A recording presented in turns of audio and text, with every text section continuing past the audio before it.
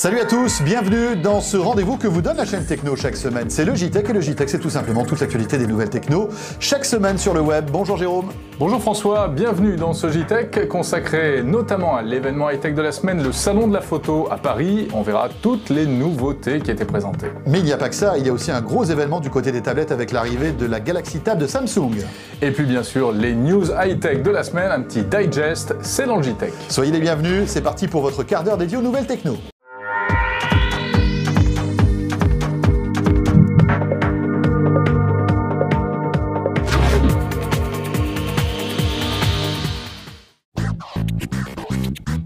Écoutez le JTech avec les casques AKG. Vous faites peut-être partie de ces 3 millions de Français qui, cette année, ont acheté un appareil photo numérique. Et cet engouement envers la photo numérique méritait bien un salon. Bah écoutez, vous savez quoi, ce salon s'est tenu ce week-end à Paris, porte de Versailles, le salon de la photo, qui est vraiment le rendez-vous des passionnés de la photo, mais aussi des amateurs. Si vous avez envie d'acheter un nouvel appareil, il fallait aller là-bas. Eh bien, vous savez quoi, il y avait pas mal de nouveautés quand même cette année. Alors notamment Panasonic qui a présenté son nouveau Lumix G2. De quoi s'agit-il?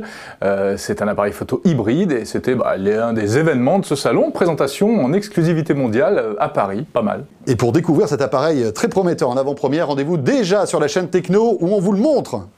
Alors, c'est vrai que les Français se passionnent pour la photo numérique et notamment de plus en plus pour les réflexes, vous savez, pour les appareils haut de gamme, un peu costauds, là, où on peut changer les objectifs, etc. Voilà, les appareils de pro qui maintenant sont accessibles pour tout le monde, même pour nous, amateurs, avec des appareils qui font aujourd'hui des photos sublimissimes et des vidéos aussi sublimissimes. Donc, bref, vous l'avez compris, le réflexe était la star de ce salon. Le réflexe équipé de la vidéo est aujourd'hui le caméscope du photographe. Il n'est pas question de concurrencer le caméscope d'un cadreur, d'un opérateur, de quelqu'un du cinéma, de la télévision.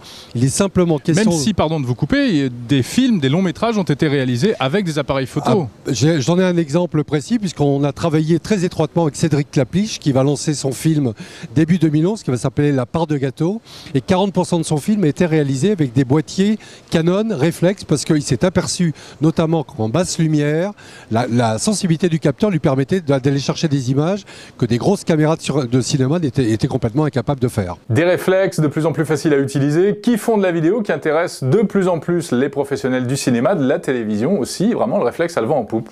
Alors il y a le réflexe certes, mais il y a aussi la photo 3D qui arrive, et après la télévision 3D, après les jeux 3D, la photo aussi se met à la 3D, Jérôme, c'est une tendance, mais alors la question qu'on peut se poser, est-ce que c'est une vraie nouveauté, une vraie avancée dans le monde de la photo, ou est-ce que c'est un gadget? On estime, nous, que ce n'est pas un gadget.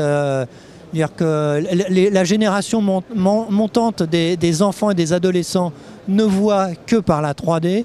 Un film en 3D est déjà un film de qualité avant même qu'on ait pu analyser son contenu.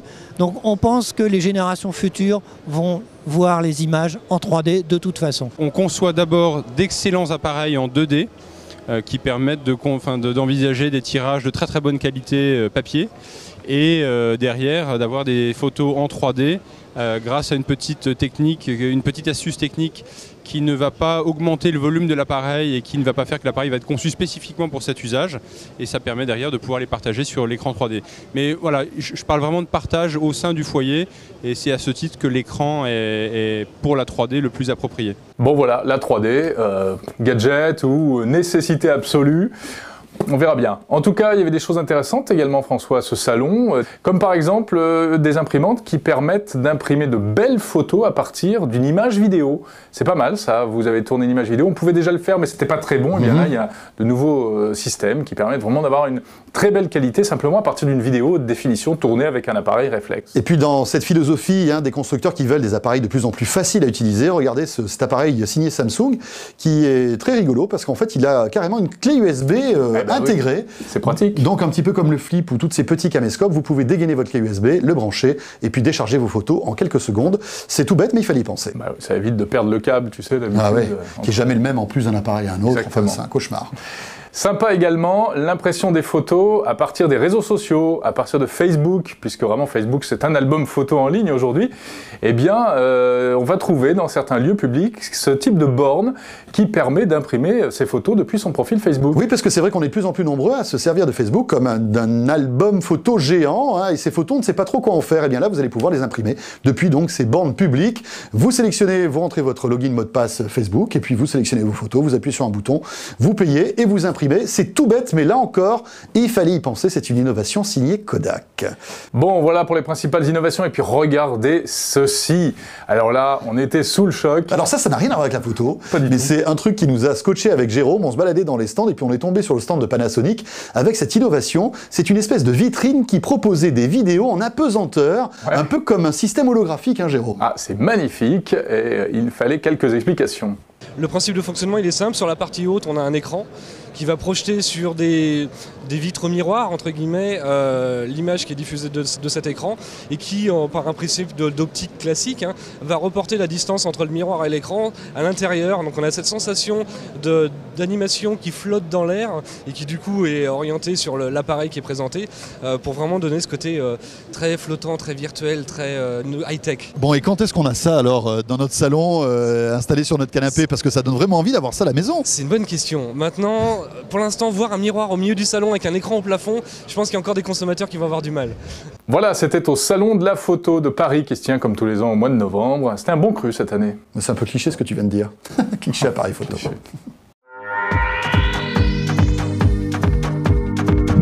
Merci d'être toujours avec nous, c'est la chaîne Techno et c'est le JTech. Bien sûr, dans un instant, on vous fera découvrir l'un des cadeaux de ces fêtes de fin d'année. C'est la nouvelle tablette de Samsung, la Galaxy Tab.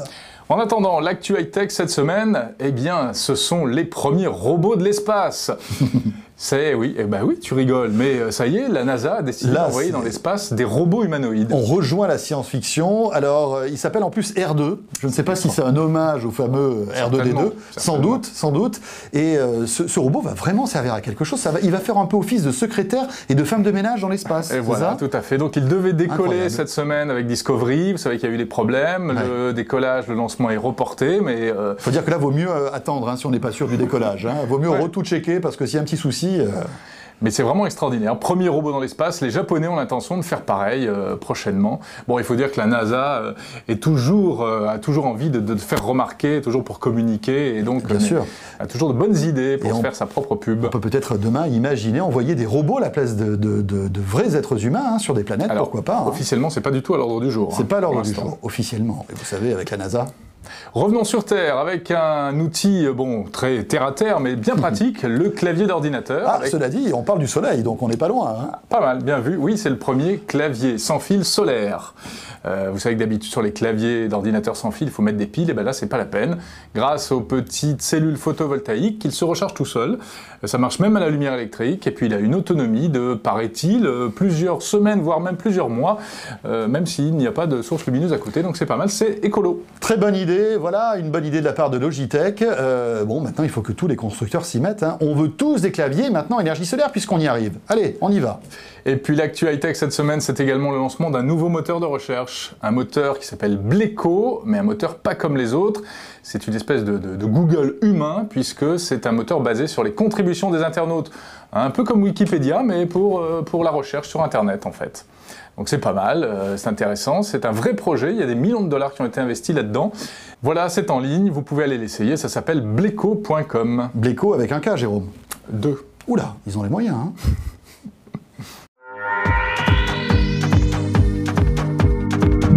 Et pour conclure ce JTech, l'une des grosses actualités de cette semaine, c'est l'arrivée d'une nouvelle tablette avec un challenger important face à Apple, c'est Samsung, Jérôme. Avec la Galaxy Tab, ça y est, elle est sortie, cette petite tablette signée Samsung, on vous en a déjà parlé. C'est très intéressant parce qu'il y a plein de services en français qui sont disponibles dès à présent, des forfaits des opérateurs français également.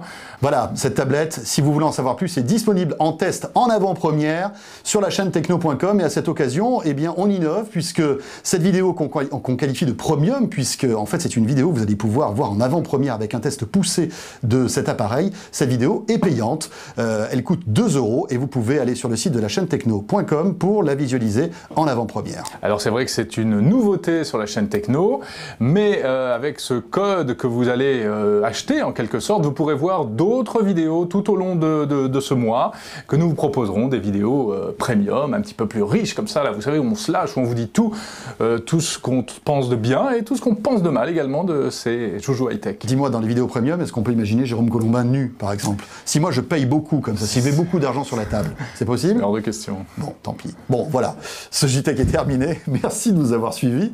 On se retrouve bien sûr la semaine prochaine sur la chaîne techno.com pour toute l'actualité high-tech. D'ici là, portez-vous bien. Salut à tous, bye bye, bonne semaine.